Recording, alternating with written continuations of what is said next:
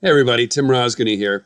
So most people who are moving forward on the path to healing, doing recovery work or therapy or whatever, they understand the idea of that inner critic, that voice inside our head that tells us things, that doubts us and criticizes us and second guesses and fills us with fear and all those things.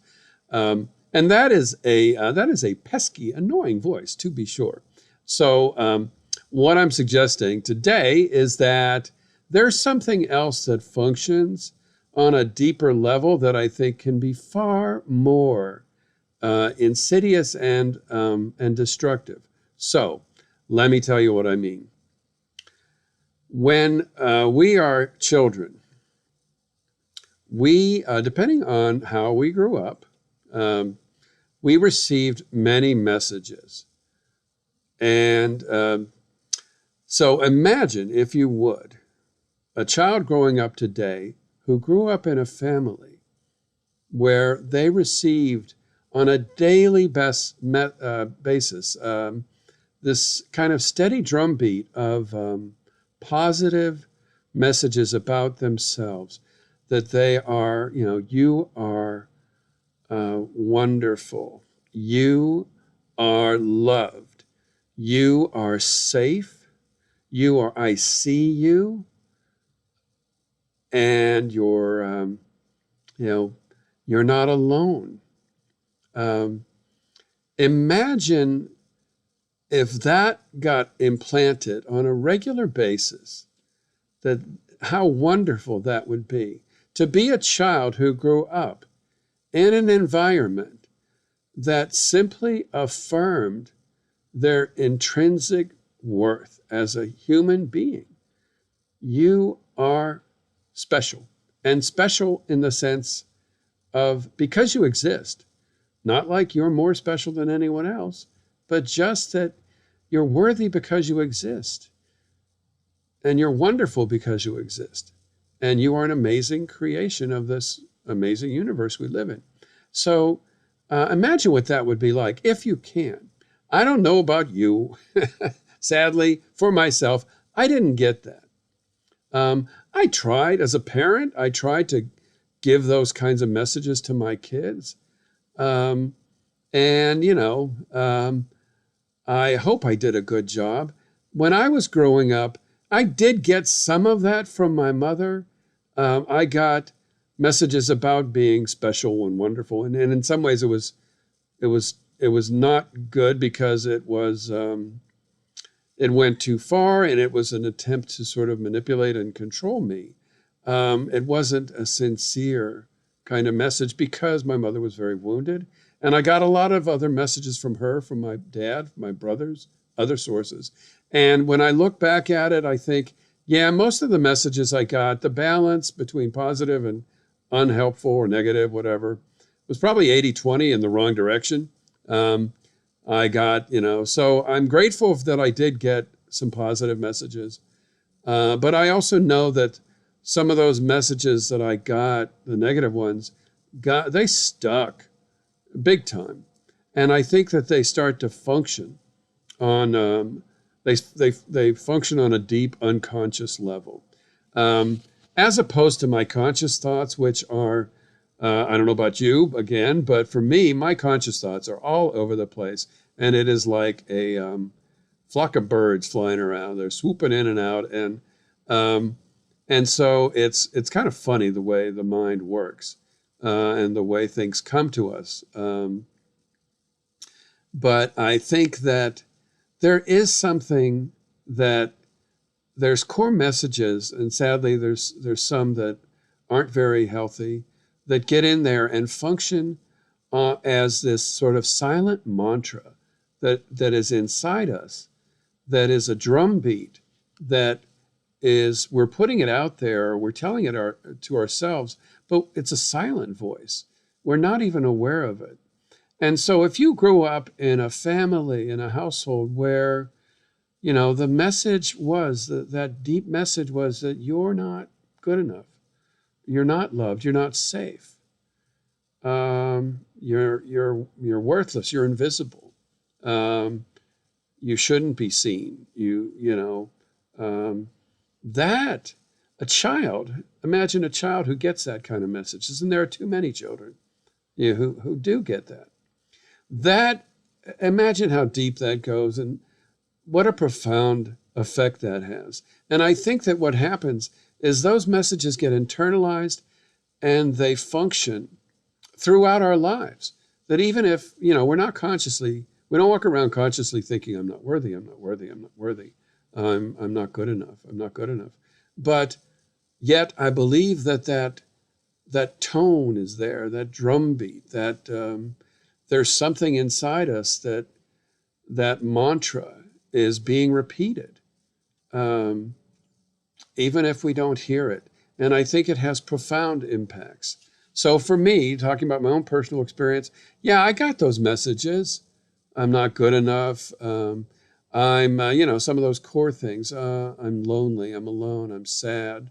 Um, I don't matter. And I think, I mean, those messages hit home. But for me, I think I'm lonely or I'm alone is a big one. And I feel that effect. I feel the effect of that message inside me. Even if I'm not consciously saying it, I think it has impacted me throughout my life, and it continues to impact me. That a core belief of I'm lonely, I'm all alone, it makes me feel that way. It reinforces that even in situations where I'm not. It can impact my relationships, and it can cause me to dismiss information to the contrary. Yeah, okay, yeah, so-and-so is my friend, but he doesn't really care about me. He's going to abandon me probably. But that message caused me to open up and be vulnerable to people I shouldn't have. That message of I'm alone and I'm lonely caused me to engage and connect to people and have relationships that weren't necessarily healthy for me, to engage in sexual behavior that wasn't healthy. And it's sort of like, for me, and I still see it to this day, I have a deep need for connection. I think that's the core underlying message that is at the root of it. And so, in the absence of healthy connection, anything will do. When you're alone and feeling very lonely, any connection is better than none, or so it seems at the time. And so that can foster very, very unhealthy behaviors. And it's a horrible message to have in your head. If you walk through the world with this idea that you're not good enough, if you walk through the world with the idea that you're not seen, you're not worth being seen, no one wants to listen to you or hear you, and that is, sadly, that's the truth of for many people, of what got put in them as children. And so the good news is that's not true. That is a message that was given to you and internalized by you. So I am, my message for me, I'm not alone, and I am worthy, and I'm worthy because I exist, not for anything that I do. I don't have to prove myself, and I'm loved, and I do have connections that are real, and I cherish them. So nonetheless, I know that drumbeat inside me that God instilled and put in place so long ago is still active. And that is, that can be so demoralizing. But I see it, and because I see it, I can navigate around that obstacle, if you will. It gives me the power to recognize that message as this false message that was implanted in me. And I can say, no, that's not the truth of me. I am so much more than that. I'm so much more than the messages, the false core beliefs that were implanted. And that I internalized them. And I can repeat them to this day. But I know that's not the truth of it for me. I know that's not the truth of it for you. So what I'm going to suggest is think about, do you have this silent mantra that's functioning? Do you have this false core belief that got put in you so long ago about your worth? You know, I'm not worthy, I'm not lovable, I'm not enough, I'm not good enough, or I'm not good, God forbid. Some people got that message. And you know, see it for what it is, recognize that it is something that was given to you that's not true, and give yourself permission to tell yourself the truth, which is you are worthy, you're not alone, you are lovable, you are seen, you are worth hearing, you're worth listening to, and you're not invisible.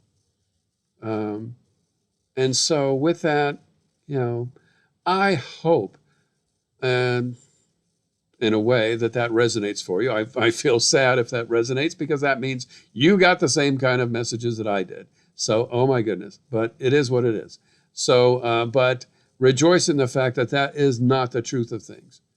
And tell yourself the messages that you needed to hear.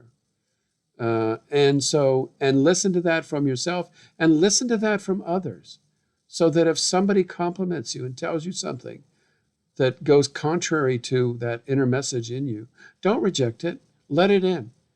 Let it in. Don't let that inner drumbeat keep you from absorbing and embracing the good and the positive messages that are out there, and all that wonderful energy in the universe that is out there. All we have to do is see it and stop listening to it and recognize it as not true, not the truth of me, not the truth of you. It's just a false core belief that got put inside you. All right, I'll stop. I've made my point. You'll see a link to my most recent video showing up any second. You'll see a link to subscribe to this channel if you so choose. And if you look at the description for this video, you'll see some information about a recovery meeting that happens Monday nights at 7 p.m. Eastern. So with that, thank you for listening. Please, please be gentle and kind with yourself. And I look forward to talking to you again. Until then, be well.